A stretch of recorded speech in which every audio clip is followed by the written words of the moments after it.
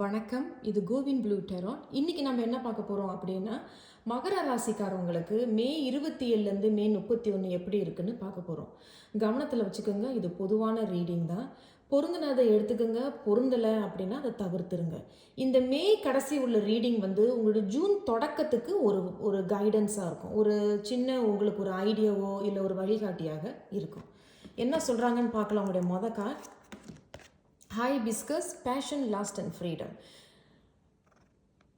இந்த பேஷனும் இந்த லாஸ்ட் அப்படிங்கிறது, இந்த லாஸ்ட் நீங்கள் பார்க்குறீங்க LUST அண்ட் பேஷன் ரெண்டுமே கிட்டத்தட்ட ஒரே அர்த்தங்கள் தான். ஆனால் சம்ஸ்கிருதத்தில் லாஸ்ட்டுங்கிறது கண்டிப்பாக ஒன்று உடல் ரீதியாக வரக்கூடிய லாஸ்ட், இன்னொரு லாஸ்ட் அப்படிங்கிறது ஆசை, ரொம்ப ஆழமாக இருக்கக்கூடிய ஒரு ஆசை, இல்லைனா பேராசை அப்படின்னு சொல்லப்படுது. ஃப்ரீடம் அப்படிங்கிறது அவார்டா பட் இருந்தாலும் இது என்னத்தை பற்றி சொல்கிறாங்க அப்படின்னா, உறவு சம்பந்தமான ஒரு விஷயத்தை பற்றி பேச வராங்க. பட் ஆனால் இதில் உண்மை இருக்கிற மாதிரி தெரியல. ஏன்னா இங்கே முள் தெரியுது. அப்போ ஏதோ ஒரு சரி பார்க்கலாங்க. உங்களுடைய டெராட் கார்டு என்ன சொல்கிறாங்கங்கிறத பார்க்கலாம். உங்களுடைய மொதல் கார்டு த 9 ஆஃப் பென்டிகல்ஸ். உங்களுடைய ரெண்டாவது கார்டு நம்ம பார்த்துடலாம், த 2 ஆஃப் கப்ஸ். அப்போ ஏதோ ஒரு உறவு சம்பந்தமான ஒரு ரீடிங்காக தான் இருக்குது. இந்த கார்ட் மட்டும் உங்களுக்கு தலைகிலையாக வந்திருக்கு, ரிவர்ஸ். இது அப் ரைட், இது ரிவர்ஸ். அப்போ ஓகே, ரொம்ப தெளிவான ஒரு செய்தி உங்களுக்கு கொடுக்குறாங்க. 9 ஆஃப் பென்டிகல்ஸ் ஒரு ரொம்ப வருஷமாக ஒரு விஷயம். நான் ரிலேஷன்ஷிப் மட்டும் நான் இதை பேச வரல, உத்தியோகம் தொழில் ரீதியாகவும் நான் இதை முடிஞ்ச அளவுக்கு எல்லா ஏரியாவும் கவர் பண்ண பார்க்குறேன். 9 ஆஃப் பென்டிகல்ஸ். இப்போ ஒரு உதாரணம் வச்சுக்கோங்க. ஒரு தொழில் நீங்கள் செய்கிறீங்க, அந்த தொழிலில் வளர்ச்சி பார்க்குறீங்க, வெற்றி பார்க்குறீங்க, அப்பாடா அப்படின்னு ஒரு பெருமூச்சு விடுறீங்க. வீட்டில் இருந்து வேலை செய்கிறீங்க, நிறைய ஐடியாஸ் உங்களுக்கு பிறக்குது, நிறைய கிளாரிட்டி உங்களுக்கு வருது, ஒரு கிட்டத்தட்ட ஒரு ஃப்ரீடம் அப்படிங்கிறதும் உங்களுக்கு இருக்குது. இது நல்லா வளர்ந்து வந்துக்கிட்டு இருக்கு.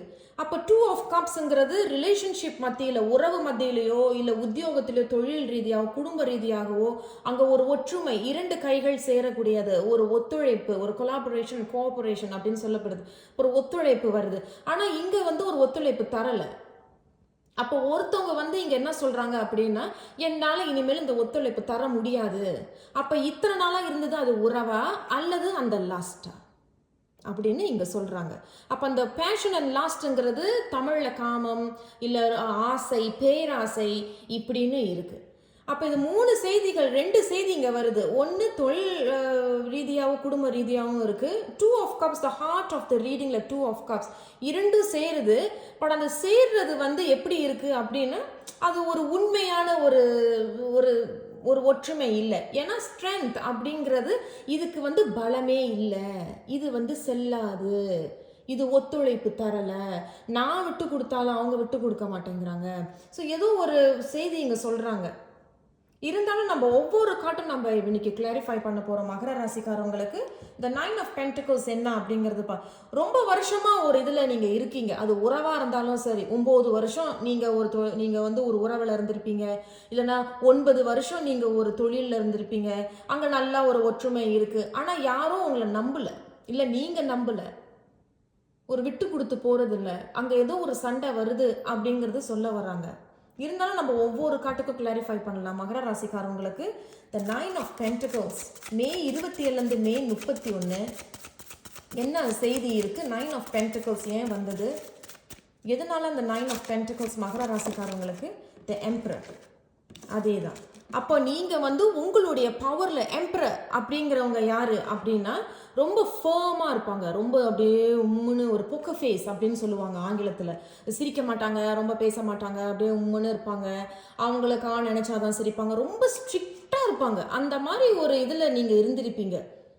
ரொம்ப ஸ்ட்ரிக்டாக அப்படியே உங்களுடைய பவரில் இருந்து சில விஷயங்களை நீங்களே வளர்த்து விட்டுருப்பீங்க, வளர விட்டுருப்பீங்க, வெற்றியும் பார்த்துருப்பீங்க. ஸோ உங்கள் பவர்ஸை ஏன் அந்த 9 ஆஃப் பென்டிகல்ஸ் அப்படின்னா, ஒரு வெற்றி பார்க்கறதுக்கு காரணம் நீங்கள் உங்களுடைய உழைப்பை போட்டிருக்கீங்க, உங்களுடைய பவரில் இருந்து அதை நீங்கள் செயல்பட்டிருக்கீங்க. பட் அது நல்லதாக தான் காட்டுறாங்க. இவங்க ஏன் வந்திருக்காங்கங்கிறத பார்க்கலாம். அந்த 2 ஆஃப் கப்ஸ். ஓகே, இந்த கார்டும் கொஞ்சம் உங்களுக்கு தலைகிலையாக வந்திருக்கு, பார்க்கலாம். ஓகே, அதே தான். இந்த 2 ஆஃப் கப்ஸுக்கும் அந்த வேர்ல்ட் ரிவர்ஸ்லேயும் வந்திருக்கு. அப்போ ஒருத்தவங்க விட்டு கொடுத்து போனாலும் இன்னொருத்தவங்க விட்டு கொடுத்து போறதில்ல. ஒரு விஷயம் முடிய வேண்டியது இன்னும் முடியாம இருக்கு. ஒரு விஷயத்தை பேசி இன்னும் சமாதானம் ஆக வேண்டியது சமாதானம் ஆகாம இருக்கு. கொஞ்சம் சண்டை சச்சரவா தான் இருக்கு அப்படின்னு சொல்லப்படுது. ஏன் நான் இதை சொல்றேன் அப்படின்னா, என்னைக்குமே ரீடிங்ல ஹார்ட் ஆஃப் த ரீடிங் தான் வெரி இம்பார்ட்டன்ட், ரொம்ப முக்கியம். அப்போ வந்து ஒரு நிம்மதி இல்லை. ஏதோ ஒரு விஷயத்த நீங்கள் இன்னும் முடிவை எடுக்கலை, குழப்பிக்கிட்டு இருக்கீங்க, குழம்புறீங்க அப்படின்னு சொல்கிறாங்க. ஏன்னா அந்த வேர்ல்ட் தலைகிலையாக இருக்கிறது. நீங்கள் ஒரு விஷயத்தை முடிக்கணும்னு போயிருப்பீங்க, இதை முடிச்சிருவோம், இது நமக்கு சரிப்பட்டு வராதுன்னு போயிருக்கீங்க, போய் பேசுகிறீங்க. பட் அங்கே வேற ஏதோ நடந்திருக்கலாம், வேற ஏதோ ஒன்று பேசியிருப்பாங்க. இப்போ அதை அப்படியே நிப்பாட்டி வச்சுருக்கீங்க. கிட்டத்தட்ட அதை மாட்டிக்கிட்டோம் அப்படிங்கிற மாதிரியும், ஐயோ இது மாட்டிக்கிடுச்சு, இது எப்படி வெளியே வர போகிறோம், என்ன செய்கிறது, இந்த மாதிரி நடந்துருச்சே, இப்படி பேசிட்டாங்களே, இப்படி சொல்லிட்டாங்களே, இப்போ நம்ம என்ன முடிவு எடுக்க போகிறோம் அப்படிங்கிறது தான் சொல்லப்படுது. ஆனால் எந்த முடிவும் இல்லைங்கிற மாதிரி தான் காட்டுது. அப்போ இங்கே ஏதோ ஒரு அதே தான் நான் சொன்னது போல் குழப்பம், எந்த ஒரு முடிவு இல்லாமல் இருக்குது அப்படிங்கிறது சொல்ல வராங்க. இந்த ஸ்ட்ரென்த் ரிவர்ஸுங்கிறத பார்க்கலாம். மகர ராசிக்காரவங்களுக்கு இந்த ஸ்ட்ரென்த் ரிவர்ஸ் ஏன் வந்திருக்கிறாங்க, என்ன செய்தி?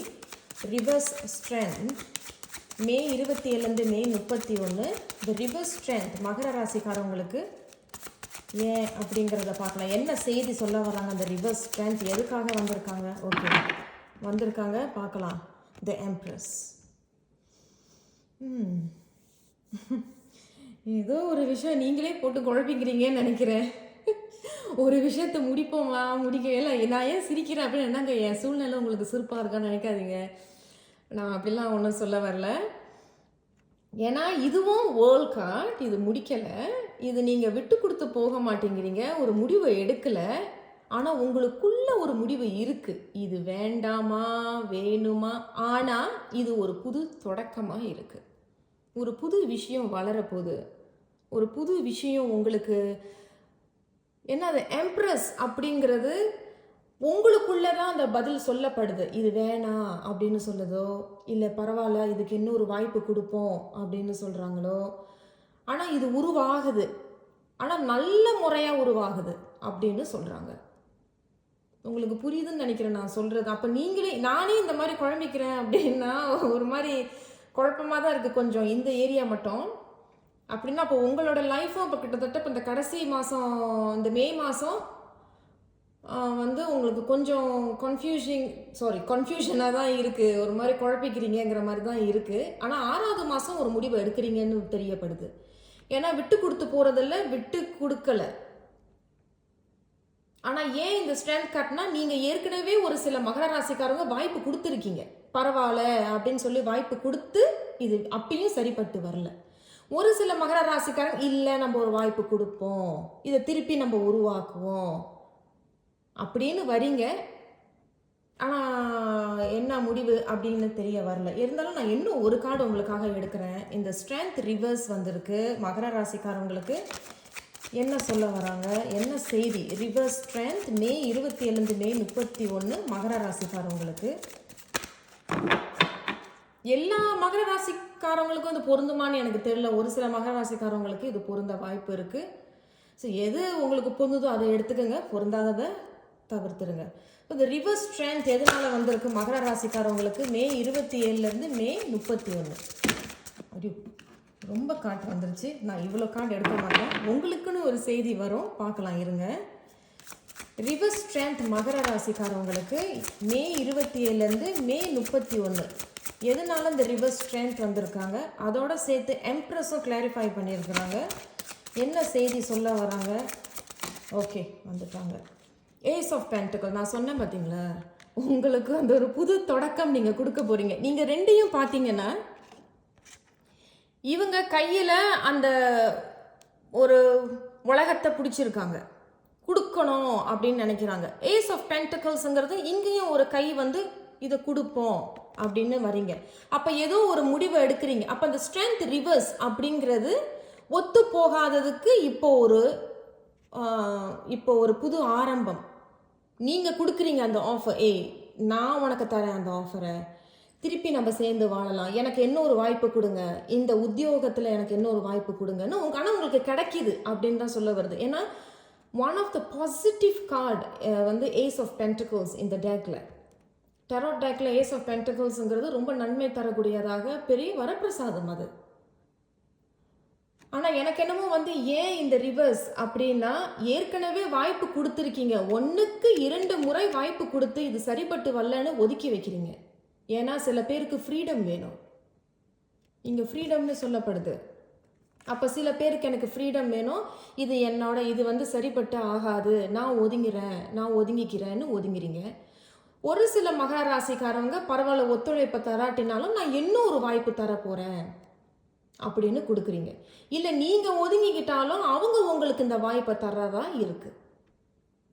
அந்த வாய்ப்பை நீங்கள் ஏற்றுக்கிறதும் ஏற்றுக்காததும் உங்கள் கையில் இருக்குது.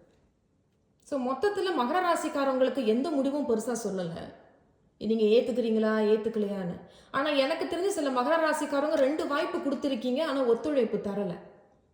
சில மகர ராசிக்காரவங்க இப்போ அவங்க கொடுக்குறாங்க ஒத்துழைப்பு, நீங்கள் இன்னும் முடிவு சொல்லலை அப்படிங்கிறது தான் தெரிய வருது. சில மகர ராசிக்காரவங்க யோசிக்கிறீங்க, நம்ம இன்னொரு வாய்ப்பு கொடுக்கலாமா வேண்டாமா அப்படிங்கிறது சொல்ல வரீங்க. இருந்தாலும் மொத்தமாக மகர ராசிக்காரவங்களுக்கு மொத்தமாக இந்த மே மாதம் கடைசி என்ன செய்தி சொல்கிறாங்கங்கிறத பார்த்துக்கிட்டிங்கன்னா 6வது மாதம் தொடக்கம் எப்படி இருக்க போகுதுங்கிறது ஒரு சின்ன ஐடியா உங்களுக்கு பிறக்கும்.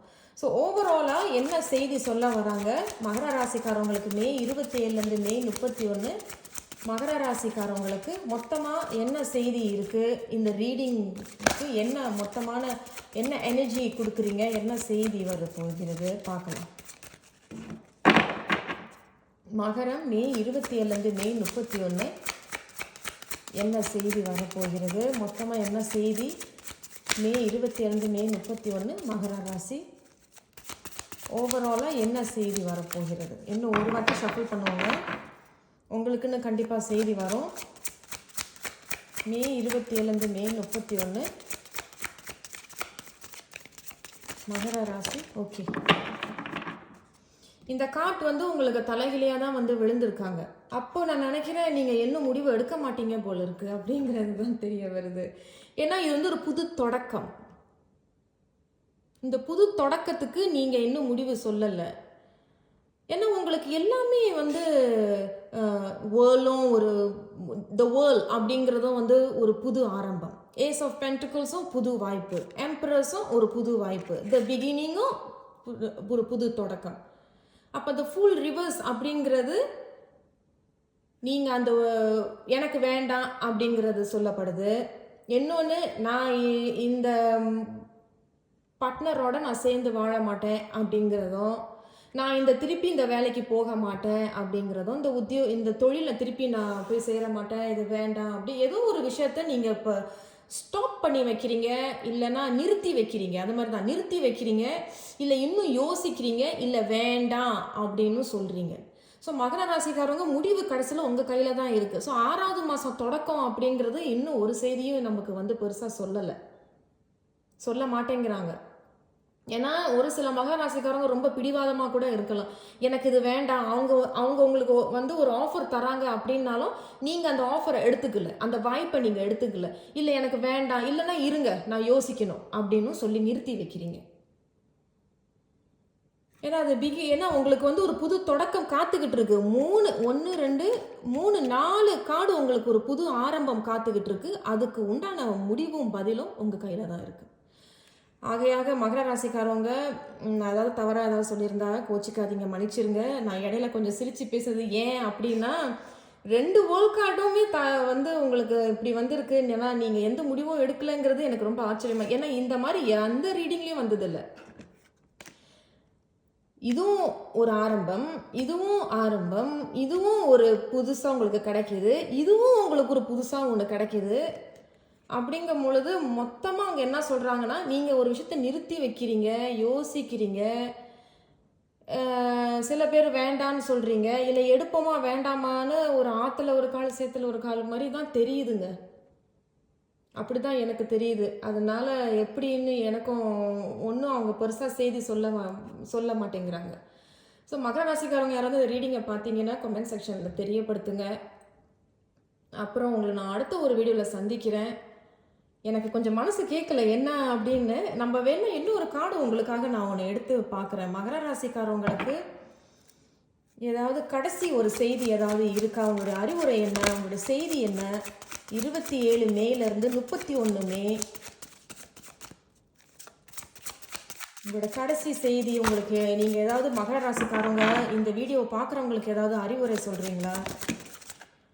இதுவும் உங்களுக்கு தலைவலியாக தான் வந்திருக்கு. என்ன சொல்கிறாங்கன்னு பார்ப்போம். நீங்கள் ஏற்கனவே ஏதாவது ஒரு குழப்பம், தேவையில்லாத சிந்தனைகள், தேவையில்லாத குழப்பங்கள்லேருந்து வெளியே வரணும் அப்படின்னு சொல்ல வராங்க. அப்போ ஏற்கனவே உங்களுக்குள்ளே ஏதோ ஒரு குழப்பம் போய்கிட்டே இருக்குது. சிந்தனைகள் எல்லாம் ரொம்ப அதிகமாக தேவையில்லாத சிந்தனைகள், ஆங்கிலத்தில் வந்து ஓவர் திங்கிங்னு சொல்லுவாங்கள்ல, அப்படியே தேவையில்லாத கற்பனை. ஐயோ அந்த காத்தாடி வந்து என் மேலே விழுந்துருமோ, அந்த அளவுக்கு தேவையில்லாத அது வந்து ஒரு சின்ன உதாரணமாக தான் நான் சொன்னேன்.